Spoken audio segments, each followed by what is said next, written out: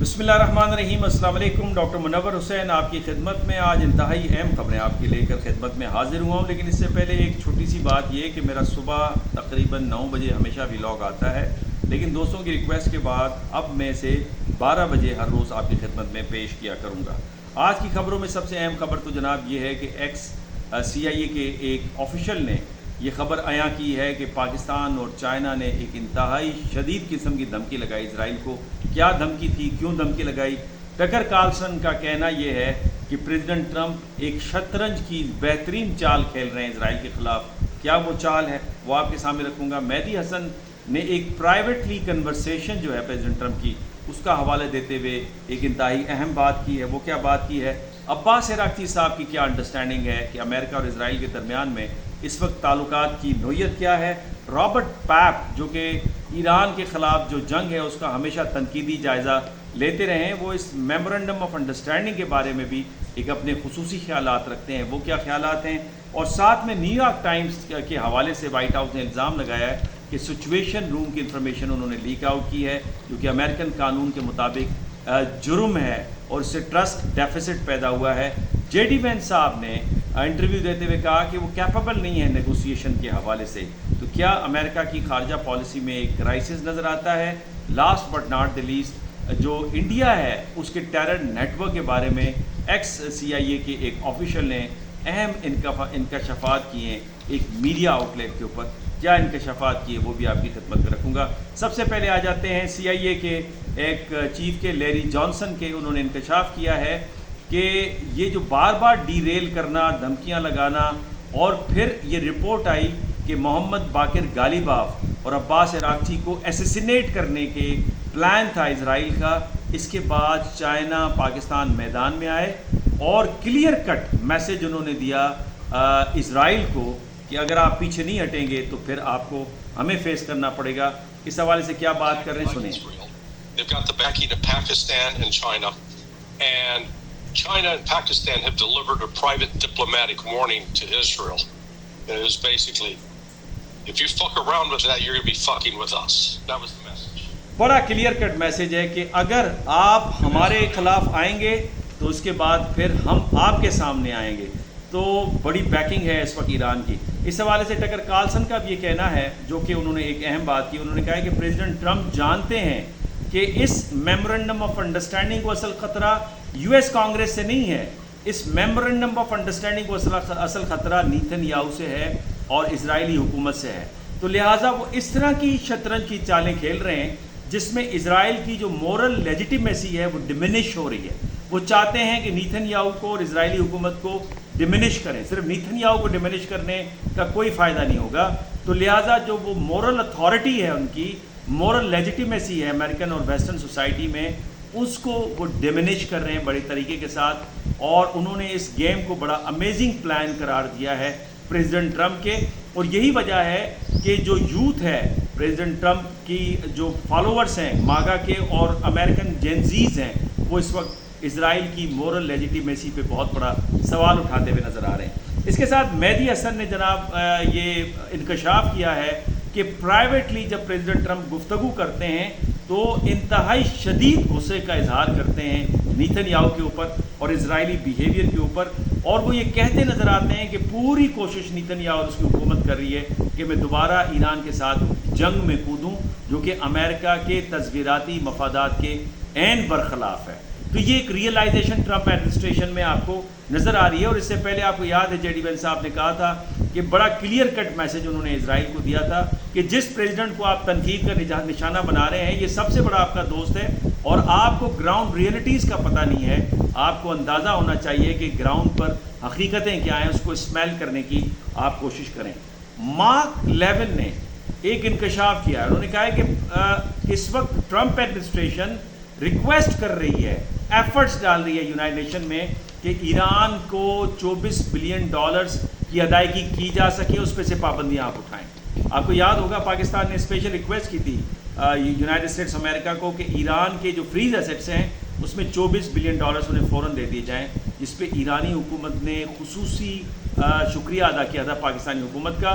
تو اب اس حوالے سے مارک لیون نے تو لفظ استعمال کیا ہے پلیڈ کر رہے ہیں یونائٹڈ نیشن سے، لیکن میں اسے ڈپلومیٹک لینگویج میں کہوں گا کہ ایفرٹس ڈال رہے ہیں. امریکہ کی سے ہے بیکاز اس وقت 25% جو اقوام متحدہ کا بجٹ ہے وہ امریکہ بیئر کرتا ہے. عباس عراقچی صاحب کی جو انڈرسٹینڈنگ ہے وہ بڑی مزیدار ہے, اور وہ یہ سمجھتے ہیں کہ امریکہ اور اسرائیل کے خصوصی تعلقات ہیں. ان کا کیا کہنا ہے وہ میں آپ کے سامنے ان کی ٹویٹ رکھ دیتا ہوں. وہ کہتے ہیں کہ when you take into account both Trump and J D Vance comments of the past 72 hours, it is not just a pushback against Israel's efforts to sabotage the deal with Iran. It has the broader contours of an effort to despecialize the US-Israel relationship, to turn it into a more normal and healthy relationship. While this will cause panic in much of Washington, it will be tremendously popular with the American people, particularly younger demographics on both the left and right, and with the America first base of Trump himself. تبدیلی ہو رہی ہے, لیکن عباس عراقچی صاحب اس کو کسی اور انداز سے لے رہے ہیں. لیکن کارل ٹکرسن سمجھتے ہیں کہ پریزیڈنٹ ٹرمپ بہت اچھا اس پر کھیل رہے ہیں. پاکستان کی جو اتھارٹیز ہیں وہ بھی یہی سمجھتی ہیں, ان کا خیال بھی, اور میرا ذاتی طور پہ بھی خیال یہ ہے کہ ٹکر کارلسن کی جو بات ہے اس کے اندر مجھے وزن آ رہا ہے, اور میں اپنے مختلف ویڈیوز کے اندر اس کا تذکرہ بھی بارہا آپ کے سامنے کر رہا ہوں. اس کے ساتھ رابرٹ پیپ جو کہ بڑے تنقیدی جائزہ لیتے رہے ہیں ایران وار کے حوالے سے, اور پریزیڈنٹ ٹرمپ کی پالیسیز کو انہوں نے ہمیشہ تنقید کی نگاہ سے دیکھا ہے. ان کا یہ کہنا ہے کہ یہ جو میمورنڈم آف انڈرسٹینڈنگ ہے بڑا نازک ہے, یہ تھن آئس انہوں نے قرار دیا اسے, اور انہوں نے کہا کہ یہ اسرائیل بار بار لبنان پہ حملے کر رہا ہے اور اس کو ڈیریل کرنے کی کوشش کر رہا ہے, تو اس میمورنڈم آف انڈرسٹینڈنگ میں کریکس پڑنا شروع ہو گئے. یہ ان کی انڈرسٹینڈنگ ہے, لیکن اس کریکس کو دوبارہ سمن بانڈ لگانا, ایلفی لگانا, ٹیپنگ کرنا وہ پاکستان کر رہا ہے. آپ نے دیکھا کہ 11th hour پہ محسن نقوی صاحب تشریف لے گئے دوبارہ تہران, اور ایران جو تھا اس کا یہ خیال تھا کہ عاشورہ کے بعد باقی بات چیت کی جائے امریکہ کے ساتھ, لیکن امریکنز نے کہا ہم نے بہت اس پہ پش کیا ہوا ہے, تو لہٰذا اس کو جتنا جلدی ہو اس معاملے کو نپٹایا جائے.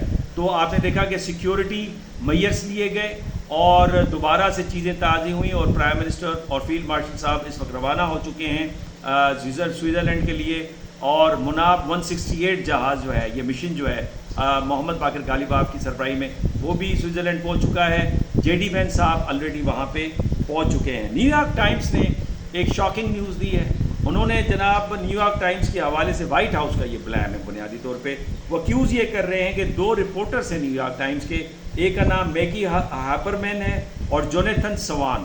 انہوں نے کہا ہے کہ یہ جو سچویشن روم کے اندر جو گفتگو ہوئی ریجیم چینج کے حوالے سے, ایران کے حوالے سے, انہوں نے اس کو ٹیپ کیا جو کہ انلافل ہے, اور اس کو پھر اپنی کتاب کے اندر تذکرہ کیا جو کہ امریکن قوانین کے برخلاف ہے, اور اس سے جو ٹرسٹ ہے وہ شٹر ہوا ہے وائٹ ہاؤس کا اور اس جو جرنلزم ہے یا جو میڈیا آؤٹ لیٹس ہیں جن کو کم از کم رپورٹنگ کی جاتی ہے ان کے درمیان میں, اور یہ امریکن قوانین کے مطابق جرم ہے. اب اس پہ کیا مزید وہ آگے لے کے چلیں گے, لیکن ہم نے دیکھا تھا کہ پریزیڈنٹ ٹرمپ کے جو پہلا ٹرم تھا اس وقت بھی سی این این کے ساتھ ان کے تعلقات کوئی اچھے نہیں تھے, ان کے خیالات. اس دفعہ بھی وائٹ ہاؤس کا ٹکراؤ نظر آتا ہے سی این این کے ساتھ. جے ڈی وینس صاحب نے ایک ٹیلی ویژن انٹرویو دیتے ہوئے انہوں نے کہا, اور وہ فاکس نیوز تھا, انہوں نے کیا فرمایا, وہ کہتے ہیں کہ I don't understand international diplomacy like Jared Kushner and Steve Witkoff. اگر پالیسی اسٹیو وٹکاف اور جیریڈ کروشنر یعنی ایک داماد اور دوسرا ریئل اسٹیٹ کو بنانے والا, انہوں نے پالیسی بنانی ہے, یہ وہ بڑا سوال ہے. امریکہ میں یہ بڑی تنقید چل رہی ہے کہ وائس پریزیڈنٹ کو نہیں پتا کہ نیگوسیشن کس طرح کی جاتی ہے, بین الاقوامی سفارتکاری کس طرح کی جاتی ہے. تو اس کا مطلب کیا اس وقت کرائسس پیدا ہوا ہے امریکن فارن پالیسی میں, بیکاز یہ جو ایران والا مسئلہ ہے یہ اس وقت زمین پر سب سے خطرناک ایشو ہے, نیوکلر ایشو ہے. نیوکلر برنک مین شپ آپ کو نظر آتی ہے, نیوکلر تھریش ہولڈ کے اوپر دنیا کھڑی ہے, اور جب آپ نیگوسیشن کرتے ہیں, سفارتکاری کرتے ہیں, تو آپ کو ایران کے سپر اسٹرکچر کا پتہ ہونا چاہیے, آپ کو انڈرسٹینڈنگ ہونی چاہیے اسرائیلی اسٹریٹجک تھاٹ کی, اور اس کے ساتھ ساتھ جو چوک پوائنٹس ہیں انٹرنیشنل ٹریڈ روٹ کے, اس کے بارے میں آئیڈیا ہو, ریجن کی ہسٹری اور ریڈ لائنز جو ہسٹوریکل ریڈ لائنز ہیں اس کے بارے میں پتہ ہو. اس کے علاوہ آپ سفارتکاری نہیں کر سکتے.